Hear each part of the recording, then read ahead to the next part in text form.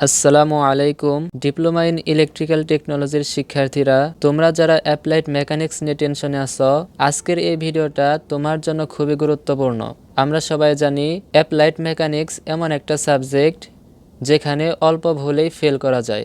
বিশেষ করে ইলেকট্রিক্যাল শিক্ষার্থীদের জন্য এই সাবজেক্টটা সবচেয়ে ভয়ঙ্কর। কিন্তু তুমি যদি জানো কোন কোন টপিক থেকে বারবার প্রশ্ন আসে, কোনটা বাদ দিলে ক্ষতি নেই, আর কোনটা না পড়লে পাসই হবে না, তাহলে অ্যাপ্লাইড মেকানিক্স আর ভয় না। এজন্য আমি তৈরি করেছি অ্যাপ্লাইড মেকানিক্স সহ চতুর্থ পর্বের স্পেশাল সাজেশন, বিশেষভাবে ইলেকট্রিক্যাল শিক্ষার্থীদের জন্য।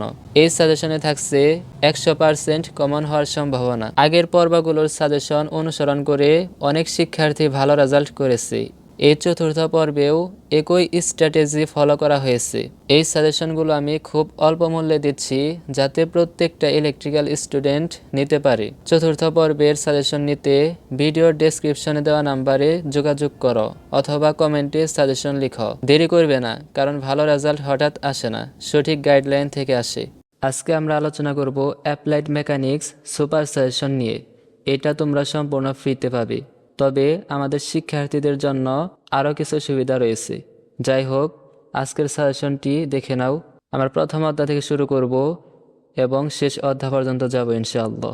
তোমরা শুরু থেকে শেষ পর্যন্ত খুব খেয়াল করে দেখবে, টেনে টুনে দেখবে না। প্রথম অধ্যায়ে আমরা 5টি অতি সংক্ষিপ্ত দিয়েছি, তার মধ্য থেকে 1 নাম্বার এটা খুবই গুরুত্বপূর্ণ প্রশ্ন। এরপর সংক্ষিপ্ত প্রশ্ন রয়েছে 3টি। এখান থেকে তোমাদের 1 এবং 3 এই দুইটা বেশি গুরুত্বপূর্ণ প্রশ্ন। এরপর এই অধ্যায় থেকে রচনামূলক প্রশ্ন নেই এবং ম্যাথ এগুলোও করতে হবে না। দ্বিতীয় অধ্যায় থেকে 4টি অতি সংক্ষিপ্ত প্রশ্ন দেওয়া হয়েছে, তবে এখানে 3 নাম্বারটা খুবই গুরুত্বপূর্ণ প্রশ্ন। এরপর 1 নাম্বার এটাও গুরুত্বপূর্ণ প্রশ্ন। এরপর সংক্ষিপ্ত প্রশ্ন 2টি দেওয়া হয়েছে, 2টি গুরুত্বপূর্ণ। এখানে 1টি রচনামূলক প্রশ্ন দেওয়া হয়েছে, তবে এটা গুরুত্বপূর্ণ প্রশ্ন, কারণ তোমাদের এই অ্যাপ্লাইড মেকানিক্সে 6টি রচনা থাকবে, সেখানে 1টি সর্বোচ্চ হলে 2টি প্রমাণ অথবা থিওরি টাইপের থাকবে, আর বাকি 5টি অথবা 4টি প্রশ্ন গাণিতিক সমস্যা বলে, অর্থাৎ ম্যাথ থাকবে। তাই খুব ভালোভাবে সাজেশনটি দেখে নাও। আশা করা যায় এখান থেকে সবই কমন থাকবে। বলে সামান্তরিক সূত্র লেখা এবং প্রমাণ করো, এটা তোমরা ফিজিক্স 1-এ সেখানেও পড়ে এসেছ, এটা পড়ে নেবে।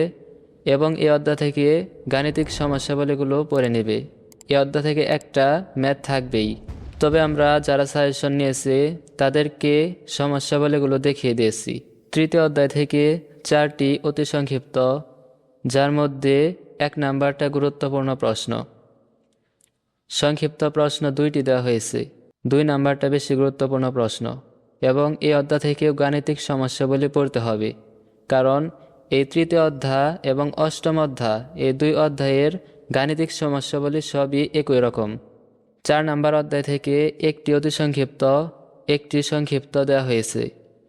রচনামূলক প্রশ্ন দেখো, ল্যামির সূত্রটি লেখো, এখানে 1টি অতি সংক্ষিপ্ত হয়ে গেল। এরপর কি বলা হয়েছে, ল্যামির সূত্রটি বর্ণনা করো। এই রচনা প্রশ্নটি খুবই গুরুত্বপূর্ণ প্রশ্ন, কারণ গত 3-4 পরীক্ষায় একাধারে এই প্রশ্নটি দিয়ে আসতেছে, সুতরাং এটা আসার সম্ভাবনা খুবই বেশি। এবং এই অধ্যায় থেকে একটি ম্যাথ থাকবে ইনশাআল্লাহ, তোমরা গাণিতিক সমস্যাবলী ভালোভাবে পড়ে নিবে। এরপর পঞ্চম অধ্যায় থেকে আমরা দেখছি 4টা অতি সংক্ষিপ্ত রয়েছে, 4টার মধ্যে 4টাই গুরুত্বপূর্ণ প্রশ্ন, ভালোভাবে পড়তে হবে। সংক্ষিপ্ত প্রশ্ন 2টি দেওয়া হয়েছে, এই অধ্যায়ের গাণিতিক সমস্যাবলী পড়ে নিবে। ষষ্ঠ অধ্যায় থেকে 4টি অতি সংক্ষিপ্ত দেওয়া হয়েছে, সংক্ষিপ্ত প্রশ্ন 1টি দেওয়া হয়েছে, তবে এটা আসার সম্ভাবনা খুবই বেশি। এরপর 1টি রচনামূলক প্রমাণ দেওয়া হয়েছে, এটাও ভালোভাবে পড়ে যেও। এই অধ্যায় থেকে গাণিতিক সমস্যাবলী পড়তে হবে। তোমাদের বলে রাখি, পঞ্চম এবং ষষ্ঠ এই 2 অধ্যায় মিলে 1টি গাণিতিক সমস্যাবলী থাকবেই। সপ্তম অধ্যায় থেকে আমরা 3টি অতি সংক্ষিপ্ত দিয়েছি, 3টির মধ্যে 3টি গুরুত্বপূর্ণ। সংক্ষিপ্ত প্রশ্নও রয়েছে 3টি, এগুলো ভালোভাবে পড়ে যাবে। এরপর গাণিতিক সমস্যাবলী, এগুলো ভালোভাবে পড়ে যাবে। এই অধ্যায় থেকেও এবার ম্যাথ থাকবে ইনশাআল্লাহ।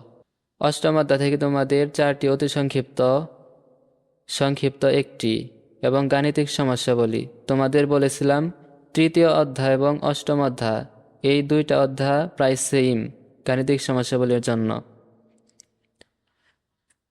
নবম অধ্যায় থেকে 4টি দেওয়া হয়েছে অতি সংক্ষিপ্ত। 4টির মধ্যে 1 এবং 2 এই দুইটা এবং 4 নাম্বার এটা গুরুত্বপূর্ণ প্রশ্ন। সংক্ষিপ্ত প্রশ্ন দেওয়া হয়েছে 2টি এবং গাণিতিক সমস্যাবলী করতে হবে।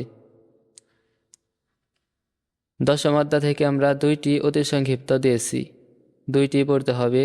সংক্ষিপ্ত প্রশ্ন 2টি দেওয়া হয়েছে এবং সাথে গাণিতিক সমস্যাবলী পড়তে হবে। এই ছিল আমাদের আজকের সাজেশন। আশা করি এগুলা থেকে তোমাদের কমন থাকবে।